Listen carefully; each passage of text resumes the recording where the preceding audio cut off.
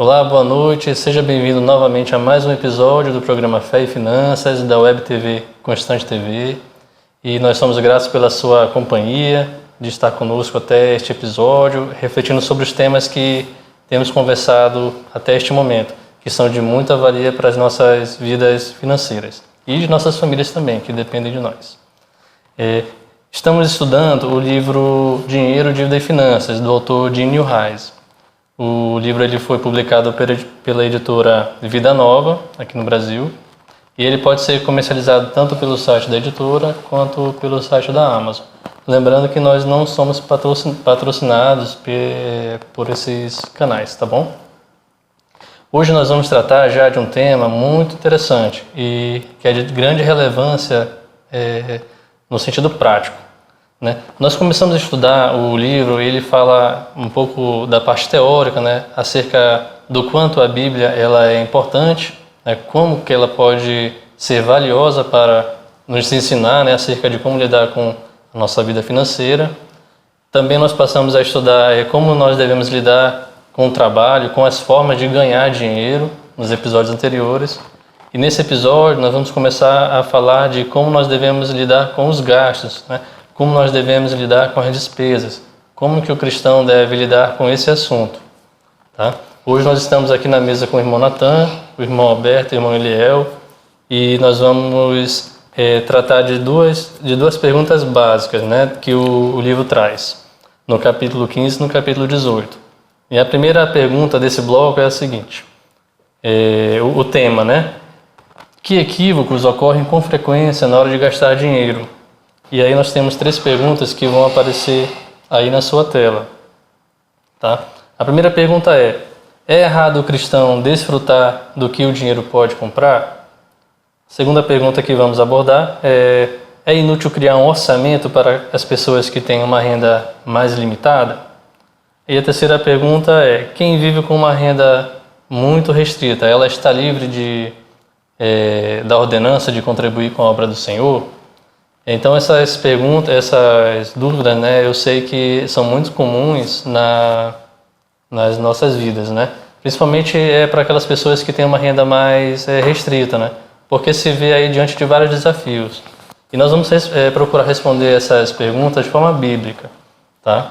Para começar, é importante a gente notar que a pessoa que gasta o dinheiro de forma inconsequente, ela pode estar ali provocando a sua própria falência, certo? E tem pessoas que acabam gastando dinheiro também até para fugir da tristeza, né? Ou do estresse, ou do tédio, e muitas vezes tem até um aspecto emocional envolvido, né? Sabemos até de casais que têm dificuldades e depositam a sua esperança em aquisição de bens, por exemplo, né? Às vezes eles estão passando por um momento de dificuldade, mas acreditam que investindo em um novo projeto familiar, aquilo vai eventualmente suprir as deficiências, né, do seu casamento, tá bom? Então, para a gente tratar todas essas problemáticas, né, nós precisamos responder essas perguntas, né? E precisamos estudar como é que o cristão deve lidar com os gastos, né? Como é que ele deve enxergar isso. Então, para iniciar nossa conversa, eu vou chamar o seu Alberto. Seu Alberto, como é que a gente pode responder então a primeira pergunta, né? É errado o cristão desfrutar daquilo que o dinheiro pode comprar? A primeira pergunta ela pode ter um sentido dúbio, né? Porque o dinheiro pode comprar muita coisa. Mas assim, vamos falar da palavra desfrutar, né? A palavra desfrutar pode ter uma conotação muito ampla, né? E isso figura no imaginário, desfrute, principalmente no círculo evangélico, desfrutar, pode ter um sentido de desfrutar de coisas de uma maneira um pouco mais desordenada, né? Mas ela tem um sentido muito antigo, né? Que é de ter prazer em alguma coisa. Então, ter prazer em alguma coisa dá essa percepção, né, do que significa essa palavra. Mas, assim, nós temos alguns textos muito relevantes que Paulo nos ensina, né? Onde ele diz que ele aprova esse desfrute de uma maneira bíblica, né? De uma maneira orientada. A Escritura ela nos dá estrategicamente muito amparo para você usar desses recursos que nos são concedidos, né? Que são presentes de Deus, certo? O que mais que se tem, Paulo tentou fazer foi um alerta justamente com relação a esses conceitos, né? A pessoa com o intuito de ser mais espiritual, de buscar uma espiritualidade, um desenvolvimento espiritual, aquela pessoa chamada ascética, naquele pensamento do desenvolvimento espiritual ascético, ela acaba sendo extremo a ponto de considerar que aquele comportamento ele é único, ele é exclusivo daquela forma. E a palavra de Deus já diz o contrário, certo? Então nós temos alguns textos muito, muito importantes, né? Onde Paulo fala em 1 Timóteo, ele cita que tudo que Deus criou é bom e nada deve ser rejeitado se for consumido, né, com ação de graças, com a gratidão. Então nós temos esses textos assim para nos ampararem dessa forma. Existe uma relação, uma importante, que já foi citado no começo de algum programa, sobre a nossa relação com a riqueza, né? Alguns textos, se mal interpretados ou mal lidos, um texto clássico aí, o amor ao dinheiro é a raiz de todos os males, né? Se for analisar esse texto, as pessoas desatentas ouçam esse texto e não se deleitando no texto, não se aprofundando, vê o dinheiro como uma forma muito negativa, a riqueza, né? O bem, a posse como algo negativo. Então, você tendo essa relação nossa com a riqueza, com o bem, com a posse, é que ela é determinante para a gente, como cristão, né, como detentor da posse do bem, atuar de forma a glorificá-lo, né, de forma bem atuante. Isso é uma forma de a gente ler o texto, observá-lo. Nós temos tantos outros textos bem interessantes, né, onde as palavras comer, beber, são bem clássicas, né, que figuram muito do que a gente gosta de fazer, né. Isso pode se estender hoje em dia a lazer, a conhecer lugares, né. Tudo foi provido pelo Senhor, né. Então, inclusive o livro ele até traz uma passagem que diz lá em Eclesiastes, né, eis que o rei Salomão, né, eis que eu vi, né, boa e bela coisa é comer e beber e gozar cada um do bem de todo o seu trabalho, né? Isso eu estava falando. Perfeito, né? Isso está em Eclesiastes 5:18, né? Sim. Então, assim, esses textos nos dão tranquilidade de poder tratar desse assunto, dando uma forma como o termo hoje em dia, como desfrutar a vida, que gera uma conotação um pouco mais fora, mais mundana, né? E deixam o crente, muitos deles assim, ressabiados com relação a essa questão. Mas foi um alerta do apóstolo Paulo tratar desse assunto justamente para que esse conceito não se alastrasse de uma forma a contaminar e você não utilizar daquilo que você recolhe do seu trabalho de uma forma equilibrada, exatamente, coisas vãs. Né? Tito tem um texto de Tito bem interessante, né, que eu acho bem próprio, quando ele fala que a graça de Deus se manifestou aos homens. Né? Ela nos educa a quê? Educando-nos para quê? Para renegar as paixões mundanas e viver de forma sensata no presente século. Ou seja, os textos, quando eles são casados, que eles os acoplam, você consegue entender e ajustar de uma forma equilibrada o que a palavra nos traz. Nós podemos, sim, usufruir desses bens, mas isso não quer dizer que eu dei o meu dízimo de 10%, então aquele resto ali...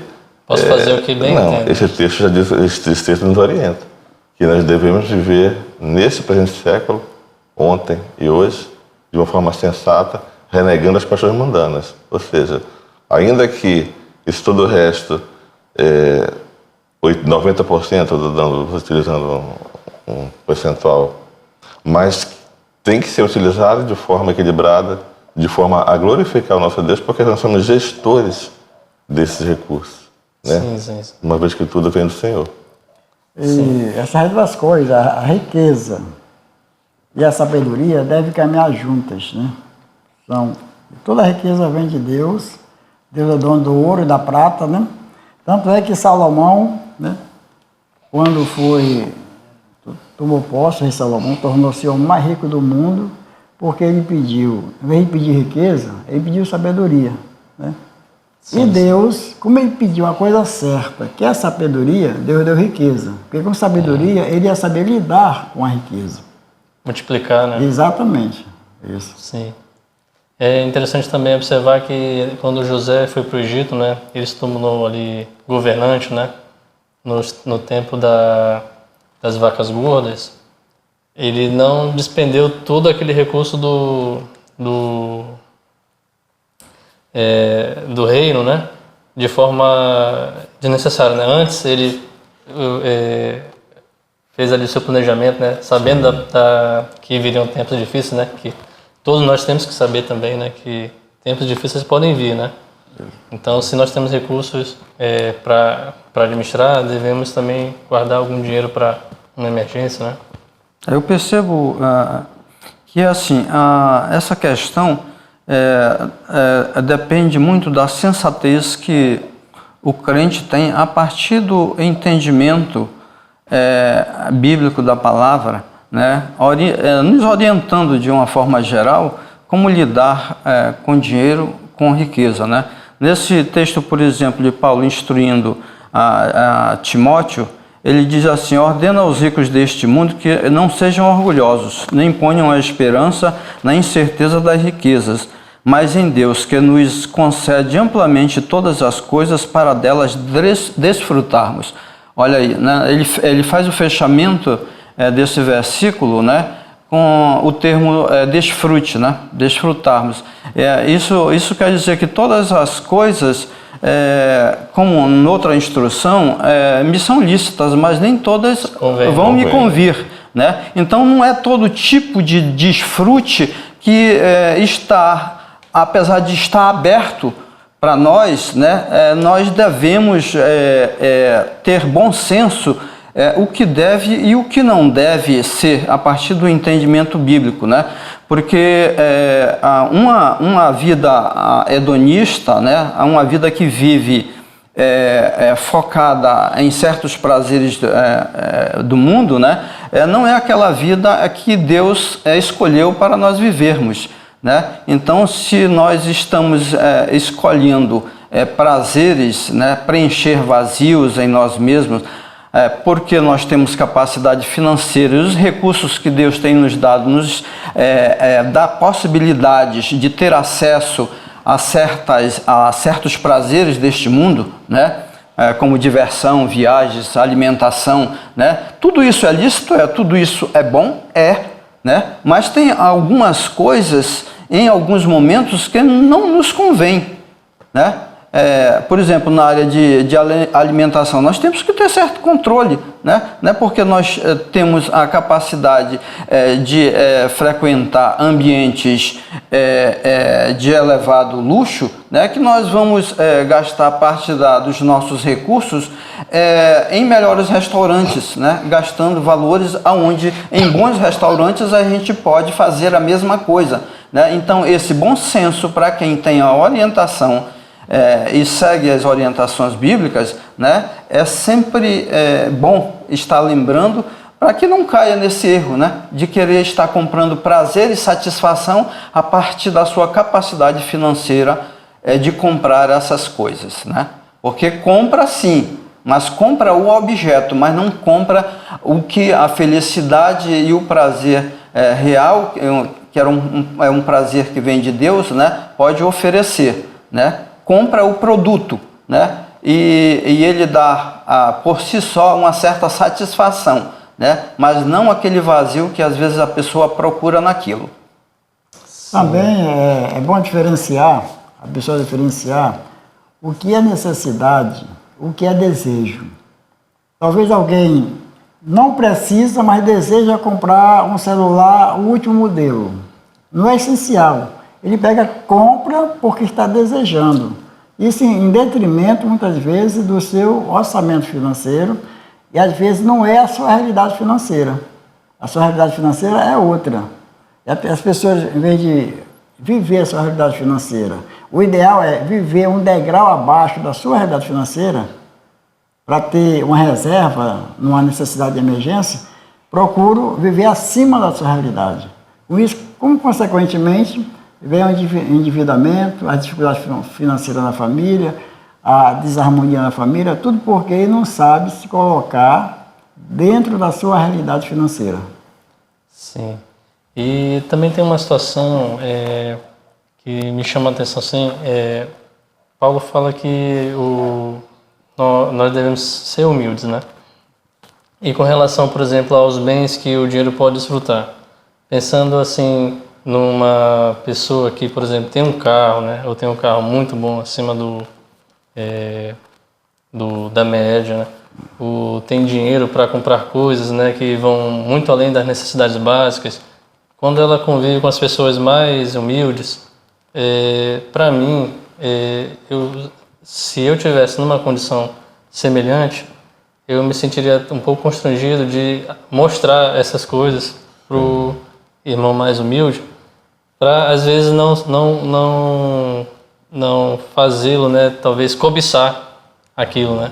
Ou então de não pensar que Há duas frentes, pode constrangê-lo ou fazê-lo pensar porque há pessoas que o irmão está falando, querem chegar, muitas vezes que a pessoa querendo participar de um círculo X, ela se permite fazer isso que o irmão falou, né? Eu quero estar naquele ambiente, naquele círculo. É uma pessoa agradável, mas não tem a mesma condição. E as pessoas muitas vezes se permitem a isso, a frequentar restaurantes, né? É muito comum ver assim também casas muito simples e às vezes um carro Sim. Mais caro que a casa. Mais caro que a casa, porque às vezes aquilo que, como a aparência, né? Sim, sim. Parece que as pessoas têm vale necessidade de se sentirem integradas nessas coisas, né? Serem aceitas, aí fazem coisas realmente insensatas, como o texto bíblico nos diz que a graça quando estamos cheios dela, nos ensina, né? Eu diria que a motivação errada querendo chegar a alvos certos, né? Você não vai conseguir, né? Você tem que ter uma motivação certa para alcançar alvos corretos, alvos dinâmicos, né? Bem-sucedidos, né? E isso ocorre naturalmente com as pessoas que se espelham na condição dos outros, não na sua própria realidade, não? Certo. Nós vamos fazer uma breve pausa para o intervalo e voltamos em seguida já para abordar a segunda pergunta. Desde já agradeço a participação do prezado amigo ouvinte, ou amiga ouvinte também, e até daqui a pouquinho. Estamos de volta, agora o segundo bloco, e vamos dar continuidade à conversa. Vamos agora responder a pergunta: é inútil criar um orçamento para pessoas com renda extremamente limitada? Né? Muitas pessoas pensam o seguinte: olha, esse negócio de orçamento aí é coisa para quem tem mais dinheiro, né? Ou quem tem muito dinheiro para investir ou aplicar, né? Ou reformar ou criar algum negócio. Mas será que isso é verdade? Eu gostaria de convidar o irmão Eliel para começar esse bloco. Irmão Eliel, como é que a gente responderia? Como é que o senhor responderia, né, essa pergunta? De extrema necessidade. Quanto menos a pessoa ganha, mais orçamento ajuda, né? E também o orçamento dá à pessoa que ganha pouco a real necessidade da sua vida financeira. É um espelho onde ele vai enxergar para onde está indo o seu dinheiro. Enxergando para onde está indo o seu dinheiro, ele pode tomar algumas decisões de fazer alguns ajustes dentro do orçamento. Para ele tomar essas decisões, ele precisa saber se está gastando dinheiro naquilo que realmente é essencial, ou naquilo que ele deseja, ou se está tendo algum desperdício. E também o orçamento, se ele for uma pessoa prudente, ajuda a ele não se endividar. Porque olhando o seu orçamento, ele ele vê a necessidade de ter o cuidado de não gastar mais do que ganha. Porque quando a pessoa passa a gastar mais do que ganha, consequentemente, aí começa o endividamento. Da onde é esse dinheiro? Se você não ganha aquilo, se você está gastando mais do que ganha, o dinheiro é de alguém. Ou então você está comprando um cartão de crédito. O cartão de crédito é nada mais do que um adiantamento de um dinheiro, um empréstimo. Vai faltar lá na frente. E você vai ter que pagar, e você tem provisionamento para pagar esse empréstimo, que é tipo um empréstimo cartão de crédito, ou não. Sim. E também registra todos os gastos, item por item. E a pessoa não deve esquecer de registrar nenhum centavo sequer. Porque esquecendo de registrar alguma coisa, algum valor, isso chama-se valores invisíveis, que ele pensa que não é importante. Você vai no comércio, compra um picolé, um sorvete, um bombom. Esses pequenos gastos invisíveis é que leva muitas vezes o endividamento acontece chegar ao final do mês, você não tem mais dinheiro, você fica, por onde foi meu dinheiro? Então é fundamental que o pobre, que ganha pouco, tenha um orçamento para ver para onde está indo o seu dinheiro e também, se houver a possibilidade, ele conseguir aumentar a sua renda. Procurar um ganho extra para ajudar no seu orçamento. O orçamento ele ajuda a pessoa a ter um choque de realidade, né?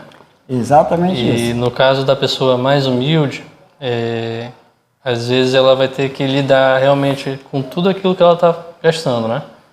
E como o livro fala, né? Tem até uma frase que vai aparecer aqui na tela do livro que ele diz o seguinte: muitas vezes estes, né? As pessoas mais humildes são os que mais podem se beneficiar de um orçamento cuidadosamente elaborado. Porque anotar todas as despesas no papel vai lhe dar a oportunidade de encarar a realidade. O que talvez exija que ela identifique onde o dinheiro está sendo desperdiçado ou a necessidade de aumentar a renda, né? Como o senhor falou. Se não tem como reduzir o custo, vai ter que procurar a única opção é procurar. E geralmente as pessoas que estão em dificuldade, elas são mais criativas. Né? Sim. Elas deixam o orgulho de lado, né? O orgulho de lado, e vão correr atrás do seu ganha-pão, seu dinheiro do dia a dia. Né? Sim, sim. Uma outra pergunta também muito interessante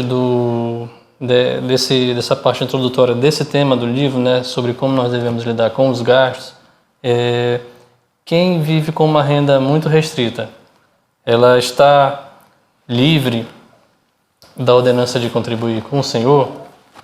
Aí eu queria convidar o Sr. Natan. Como é que o senhor entende que seria a resposta, de acordo com o seu conhecimento bíblico, né, e também o conhecimento do autor? Assim, a gente entende que, primeiro, esse é um assunto, apesar que, no meu entender, ele está muito claro na Bíblia, né? Mas é um assunto que concentra muita polêmica em torno dele, né? E por que concentra muita polêmica? Ora, é claro, porque ele se discute dinheiro, né? Quando se discute dinheiro, seja no âmbito das famílias, das organizações e até mesmo nas igrejas, né? Parece que tudo se faz da mesma forma, né? Dinheiro parece ser a coisa mais séria desse mundo, né? E aí, às vezes, quebra o pau, né? Mas vamos partir aqui para o entendimento que a Bíblia nos direciona com relação ao assunto, né?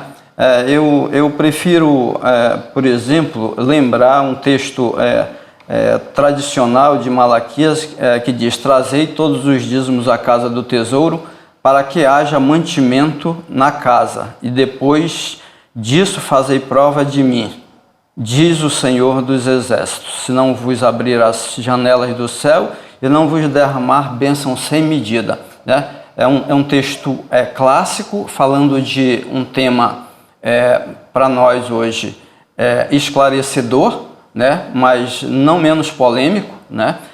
Que deve nortear o nosso entendimento sobre essa questão, né? A igreja cristã tradicional, ela tem um entendimento muito claro sobre isso, que todo cristão tem uma obrigação, né, na partir do entendimento bíblico, né, de ser cooperador na causa, né, e para a causa, né? Quando, por exemplo, ali na divisão das tribos, né, as tribos foram contempladas com a divisão do território, né, a tribo de Levi ficou sem a sua porção, né? E como é que ela seria sustentada? A partir da contribuição dos dízimos, né? E o que a tribo de Davi representava? Representava a manutenção do culto, do templo, né? Dos cuidados do culto e da manutenção dele, né? Que era a igreja de Deus para aquela época, né? Os nossos tempos, né? O que representa isso para nós? A igreja, né? A igreja local, né? Que cada crente se congrega, cada pessoa, independente da sua fé, né? Cristã ou não, né? Tem um templo, né? Há uma igreja e há pessoas que estão a serviço daquele negócio, né? Ou seja, tem pessoas lá... Quando o senhor fala negócio, eu lembro daquela frase, né? Pequenas igrejas, grande negócio. Mas não é isso não, né? Não é esse... O senhor não quer dizer isso não, né? Não é esse o entendimento, né? Que... independente da igreja e da estrutura, do tamanho dela, né, ela tem uma estrutura que foi criada para atender às demandas dela, né? Tem pastores, né? Tem pessoas que trabalham na sua manutenção, na sua administração. Aquilo não é um prédio vazio, dentro daquilo tem pessoas que são responsáveis pelos serviços da igreja, tem pessoas que prestam serviço.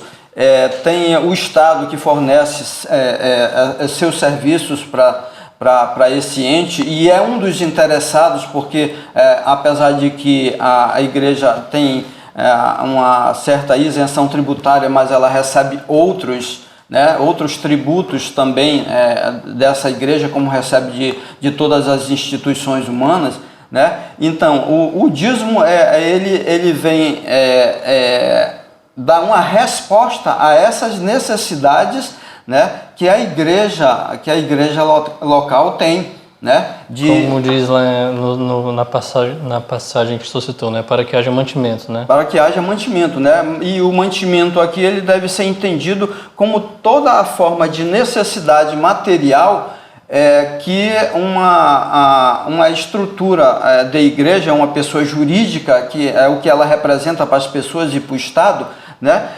O que ela tem como necessidade e precisa ter respostas para isso, né? Assim como toda instituição humana precisa de recursos para a sua sobrevivência, né? Para o pagamento de seus fornecedores, né? De seus deveres com o Estado e com demais entes, a igreja não é diferente desse ponto de vista, né? Desse ponto de vista eu quero destacar bem. Ela precisa de sustento financeiro e esse sustento financeiro chega na forma de dízimos, né? E ofertas, né? Essas são as duas formas tradicionais, né? E mais significativas que uma igreja pode receber, tanto de seus fiéis quanto de outros que não são fiéis, mas entendem que aquela entidade, aquela instituição vive em função de dar respostas às necessidades espirituais de pessoas, sejam dos seus membros, sejam do bairro, da sociedade em que ela está inserida.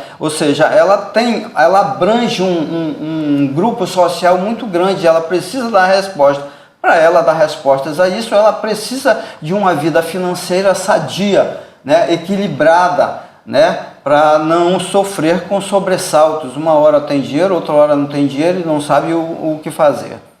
E é interessante que essa passagem não diz assim, trazer todos os dízimos para minha casa, se você puder. Não diz isso, né? Ela não isso eu ainda ia citar, eu tinha até esquecido. Ela não é condicional, né? Ela é afirmativa para todos. E ela também, por exemplo, não diz. Nós vamos até para se discutir esse assunto talvez ainda um pouco mais adiante. Ela não classifica assim. Se você é pobre e tem poucos recursos, você está dispensado, né? E se você é rico, você deve contribuir com mais, né? Quando nós tratamos de dízimo, que é a 10ª parte, nós estamos trabalhando com percentuais, e o percentual, o bom disso é que ele nivela todo mundo, né? Aquele que ganha R$1.000 vai contribuir com a 10ª parte, e aquele que ganha R$10.000 vai contribuir, digamos, com a 10ª parte. Né? Então, isso é o bom do coisa, né? Porque ele nivela, sem deixar que um possa dizer, levantar sua voz e dizer, não, mas eu sou rico e eu contribuo com mais na minha igreja, né? O outro diz, eu sou pobre, eu contribuo com menos. Negativo, é um entendimento errado. Se contribui com 10%, todos contribuem igualmente para a sustentação da estrutura, né, da entidade igreja, né? Então essa é uma realidade que a gente deve considerar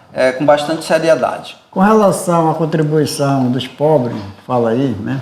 Deus nunca se preocupou com a quantidade, né? Tanto é que a viúva pobre deu algumas moedas e traduzido foi alguns centavos.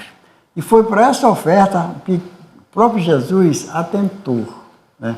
Porque sim, Deus não olha a quantidade, Ele vê o coração do doador. Tanto é que no Novo Testamento tem um versículo que fala o seguinte, em 2 Coríntios 9:7, cada um contribua segundo propôs no seu coração. Pode ser 1 centavo ou pode ser 100.000, mas cada um contribua com o que propôs no seu coração, não com tristeza, mas com alegria. Sim, e nessas falas de vocês, eu ia utilizar o termo, mais uma vez aparece, o termo desfrutar. O desfrutar é prazer em, né? E esse desfrutar, em participar desse privilégio de ofertar, ele traduz obediência, né? Traduz esse entendimento, essa compreensão, esse reconhecimento de que tudo vem do Senhor e essa equidade que existe, esse valor que existe para o Senhor, independe do montante, né? Porque sim, o Senhor não precisa, literalmente, daquele valor. Sim, né? Sim. Em termos práticos. Ele não vai, se o privilégio que você deixar de ter e não ofertar, é você que vai deixar de ter esse privilégio. Porque outros serão levantados. Sim. Então, esse entendimento, essa compreensão é importante. Porque o dízimo e a oferta vem do coração, da generosidade de cada pessoa, né? E quem convence a pessoa a contribuir é o Espírito Santo. Se o Espírito Santo não convencer, você pode ser pobre ou pode ser rico. Você não vai contribuir. Interessante é que essa questão da contribuição para o Senhor, da feita que o Espírito Santo toca o nosso coração, a gente entende isso como uma ordenança. Sim. E é muito bom, é muito importante, né, o nosso ouvinte ter cuidado, principalmente se ele tiver uma condição mais humilde, para ter cuidado para não ser enganado, né? Muitas vezes nós vemos aí nas TVs, né?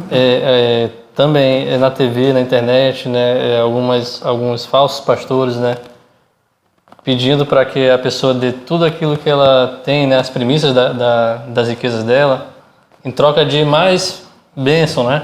Sim. E aí seja um grande equívoco, né? Você não deve contribuir para a obra do Senhor para fazer disso um investimento para você. Pelo contrário, é uma forma de você agradecer a Deus. Não é uma conta-prestação. Não é uma conta-prestação, não é um investimento. Não é um investimento financeiro, né? Financeiro não. Mas sim espiritual. E ainda tendo esse entendimento e fazendo esse tipo de, eu diria aqui, de chantagem, né, emocional e espiritual, né, usando o mesmo texto, porque a palavra de Deus diz, e fazei prova disso, né? Mas não é nesse sentido. né, em que você seja desafiado, você já é um contribuinte do seu dízimo, né, com a sua igreja, e você é desafiado a alçar valores muito mais altos, que às vezes, dependendo do estado, da condição financeira da pessoa, ele vai muito além, né? Isso compromete o orçamento, que é o próximo assunto que a gente vai tratar, né? Ele é desafiado a entrar numa área perigosa, porque ele vai contribuir com valores que não estão orçados, né? E isso vai complicar a situação dele, né? É claro que para o entendimento dele, às vezes sendo desafiado, porque há uma promessa de bonança, né? E talvez por um falso entendimento que ele tenha, ele conseguirá alcançar essa bonança, essa bondade da parte de Deus, né? E isso, na verdade, né? Deus não está fazendo essas trocas que a gente possa imaginar que essas igrejas, através de seus pastores, né? Prometem, né? A chamada teologia da prosperidade, da né? prosperidade, né? Bom, a gente vai precisar fazer um breve intervalo para ir para o terceiro bloco, tá bom? E no próximo bloco nós vamos tratar já do orçamento propriamente. Por que nós abordamos essas 3 perguntas agora? Nós vamos responder, vamos conectar com o orçamento em breve, tá? No próximo bloco. Até daqui a pouquinho. Estamos de volta no terceiro bloco e agora nós vamos abordar um outro tema que é de suma importância também, que é abordado no capítulo 18 do livro. E trata assim: que medidas podemos tomar para criar um orçamento de sucesso? Bom, o livro responde da seguinte forma: talvez a medida mais impactante, né, na vida financeira é justamente a elaboração de um orçamento. Se você não tem um orçamento, você é como se você estivesse navegando sem um mapa, né? Então, as pessoas costumam perguntar, né, tá tudo bem? Não, vai indo, mas vai indo para onde, né? Então é mais ou menos esse o sentido. É muito comum também, às vezes, a gente ouvir as pessoas falarem assim: não sei para onde está indo meu dinheiro, né, que não está dando conta das coisas que a gente precisa aqui em casa. E às vezes as pessoas acabam se aprofundando em dívidas justamente por não ter um controle orçamentário. E existe uma base bíblica para a elaboração de um orçamento? Eu gostaria de ouvir uma citação do seu Eliel, na passagem de Lucas. O senhor tem essa passagem aí, que Jesus fala sobre a questão do planejamento? Sim, lá Deus estava contando a história de um homem que ia construir uma torre, né? Uma torre. Sim. E ele teria que fazer um orçamento, onde começar, para ver se o dinheiro que ele tinha daria para terminar essa obra. Porque, caso contrário, as pessoas que passassem por lá iam rir deles. Então, a base, quem deu do orçamento foi o próprio Senhor Jesus Cristo. Ele estava falando de uma torre, mas podia estar falando de uma casa que você vai construir para você. Podia estar falando também de um projeto de vida. Podia estar falando da família. Sim, sim. Ali, ele só mostrou a necessidade, fez uma analogia, né, do orçamento. Sim.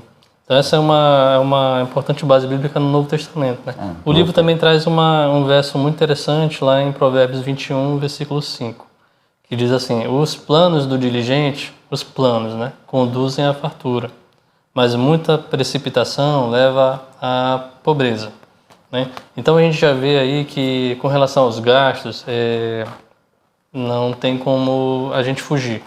Nós precisamos ter um orçamento para que nós tenhamos um rumo, né, na nossa vida financeira e evitemos, então, gastos excessivos, desnecessários e até endividamento, né? E se não a falência, né, em alguns casos, certo? Por que nós estamos abordamos as perguntas anteriores, né? Como que nós devemos lidar com o dízimo, né?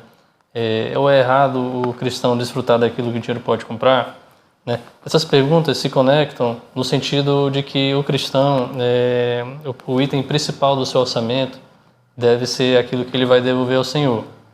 E em seguida, né, nós vamos passar para outros tópicos, né, do orçamento.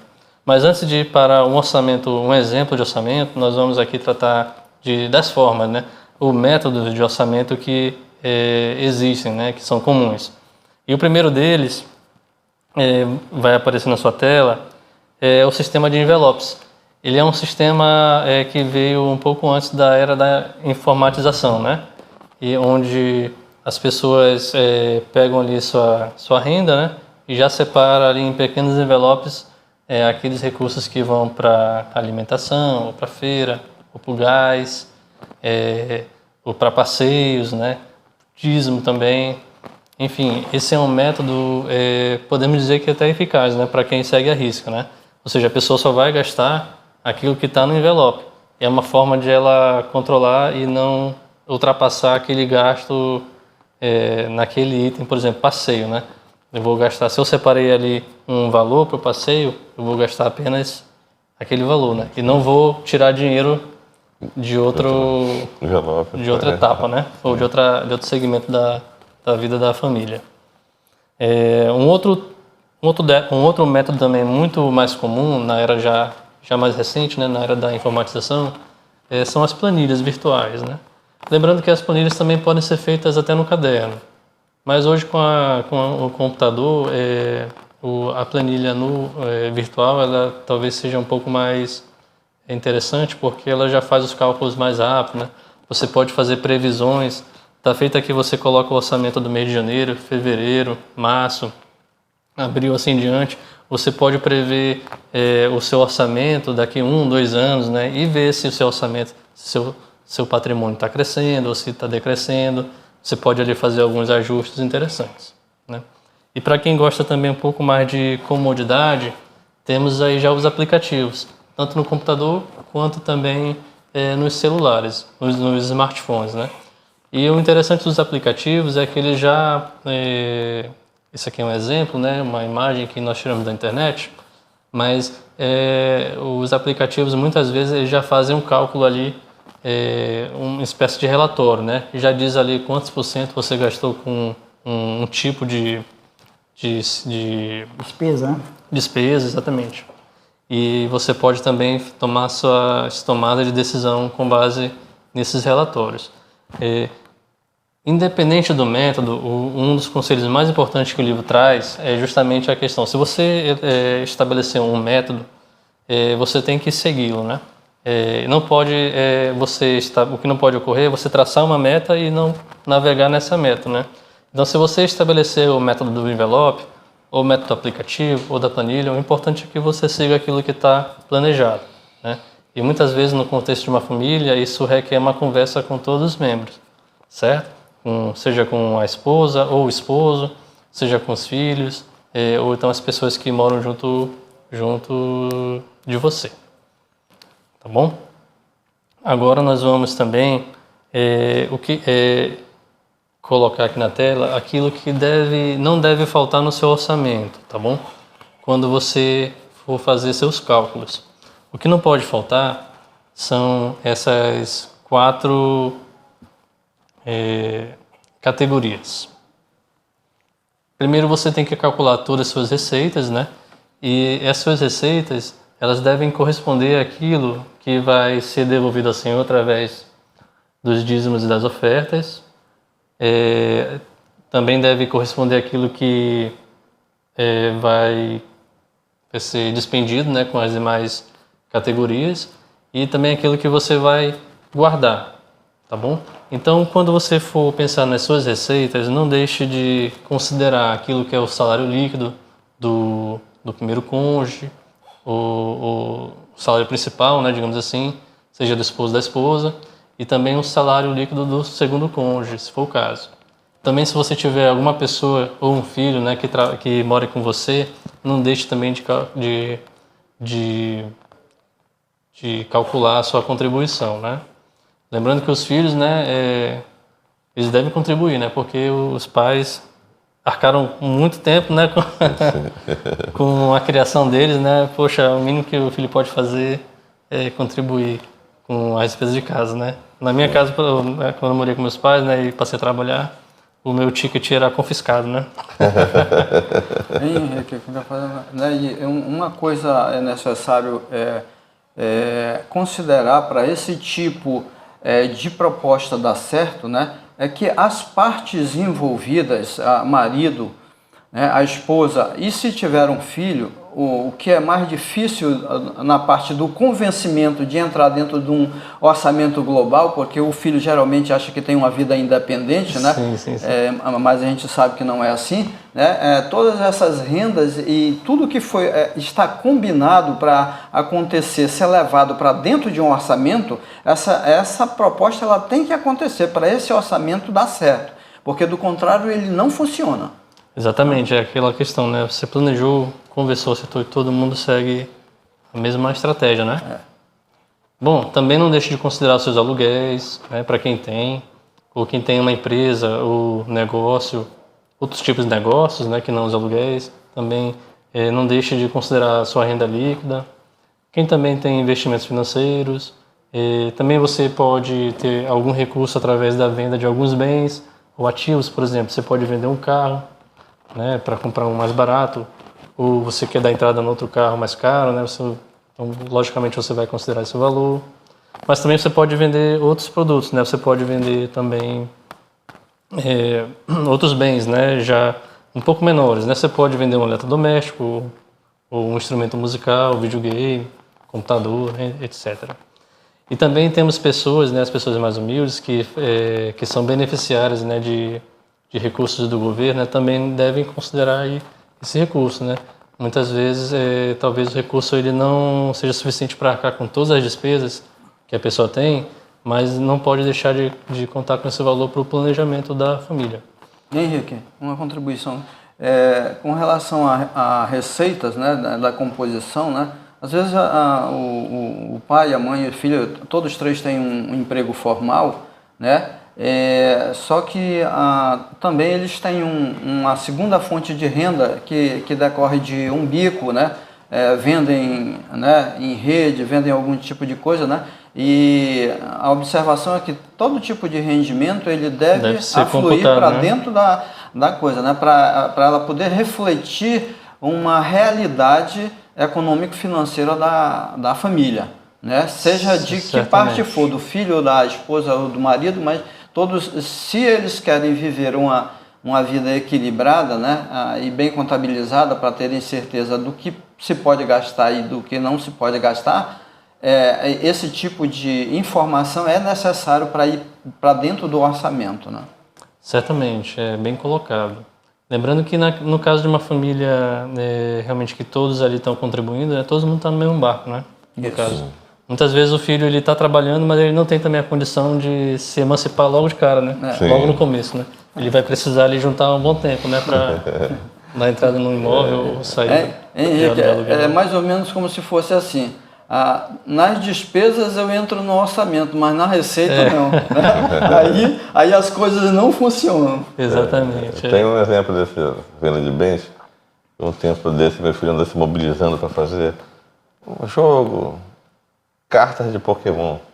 A gente não tem muito atento para essas coisas, fora de tempo, né, gente? E ele me perguntou, eu falei, pode anunciar, mas não pintou, deu tempo.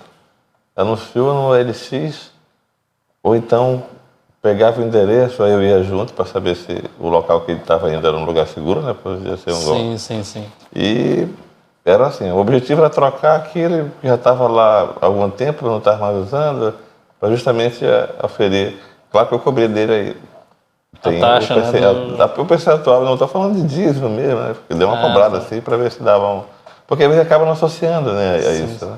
Mas ele, no tempo, chegou lá um rapaz jovem, até um empresário, atrás de umas cartas que davam valor. Claro, eu estou dando um exemplo, porque a carta é só um objeto que eu não dava tanto valor, né? Um colecionador, né? Sim. Mas ele se desfez daquilo que ele tinha repetido. Assim, eu já estava sentindo a necessidade de um ganho, né? Pela idade, pela juventude, e começou a fazer esse processo aí de venda dos ativos dele, dos bens. Né? Outras receitas não contabilizadas. Resumindo isso aí, para quem que não tem muita prática com contas, é só ele registrar na receita tudo que ele ganhar, só isso. Sim, não importa, não importa a fonte. Né? Entrou dinheiro, virou dinheiro, lança na receita. A mesma coisa na despesa. Tudo que gastou, lança na despesa. No final faz encontro de contas. É bem prático. Certo. Bom, então resumindo essa etapa, né, as receitas você não pode deixar de considerar todas as opções, né, situações que podem lhe trazer recursos na mão, certo? Agora, todo esse valor, né, que é arrecadado, seja através do salário ou outras receitas, elas vão ser convertidas agora em despesas, né? Mas para o cristão, antes vem os dízimos e ofertas, né? Então, depois nós vamos falar da importância, né, desse... Na verdade, já temos falado, né, mas vamos explorar ainda por que o dízimo e ofertas são as premissas, né, que o cristão deve separar. Certo? Então, bom, no orçamento não deixa de contar com aquilo que você vai estar agradecendo a Deus, né, por tudo que Ele tem feito na sua vida. Com relação às despesas, é importante você anotar tudo aquilo que pode fazer parte da sua rotina. É claro que nem tudo aqui que colocamos na tela pode se aplicar a você, mas de maneira geral, temos aí que as nossas despesas elas se dissipam, né, através dessas categorias aí. Em alguns casos, né, pagamos impostos, né, quando é o caso. Temos despesas com moradia, e aí engloba aí água, luz. Para quem mora em apartamento ou condomínio, tem a taxa de condomínio. Tem o IPTU também da moradia, né, o imposto. Tem as reformas, né, enfim, são várias coisas. Temos aí também internet, telefonia. Hoje em dia é um item indispensável, né, para a gente se manter conectado, não só com o mundo, né, mas também com a nossa família, com o nosso trabalho, né? Então são itens hoje que realmente não podem faltar também. Temos aí os gastos com o rancho, né, a feira, supermercado, tudo aquilo que a gente compra para abastecer a nossa casa. Temos também os gastos com saúde, e esses gastos também devem englobar não só remédios, né, mas também consultas médicas, academia, enfim, tudo aquilo que promove o seu bem-estar. O transporte, né, seja ele público ou privado, também você tem que anotar tudinho. Anote quanto que, se você anda de ônibus, né, anote quanto que você gasta de passagem por dia e depois calcule o mês. Também os gastos com educação, pós-graduação, escola, enfim. Dívidas, empréstimos, né, financiamentos, passeios e entretenimento, compras diversas, né, são aquelas compras que não estão, por exemplo, categorizadas aqui, mas são aquelas compras que, por exemplo, a compra de um eletrodoméstico, né. Para as mulheres também, né, que costumam gastar muito com estética e bem-estar. Os pais de pet, né, agora, né, esse é o termo, né. Também tem que calcular direitinho ali quanto que gasta com os animais, desde a alimentação deles até também os custos com a saúde do animal. E um item que eu acho muito interessante são os eventos especiais, aniversário, confraternização. Às vezes a gente não calcula esses itens, mas eles estão ali quase todo mês, né? E é um item que a gente tem que ter em mente, né? Bom, infelizmente nós já estamos quase terminando o episódio por conta do tempo, né? No próximo episódio nós vamos continuar esse mesmo capítulo do livro, onde ele vai tratar de algumas dicas, né? Algumas medidas para que esse orçamento ele faça sentido e tenha sucesso, né? Para que não seja apenas um plano que vai ser jogado fora, né? Um rascunho ali que você faz e depois não segue e acaba não adiantando de nada todo esse esforço, né? De planejar um orçamento, tá bom? Então eu agradeço aqui a participação dos nossos convidados, do irmão Natan, do irmão Alberto, do irmão Eliel. E também agradeço a sua companhia, que esteve conosco até agora. Gostaria que você curtisse, né, esse conteúdo, compartilhasse com pessoas que você acha que podem precisar desse conteúdo, tá bom? Desde já agradecemos a sua companhia novamente e que Deus continue abençoando você e até o próximo episódio.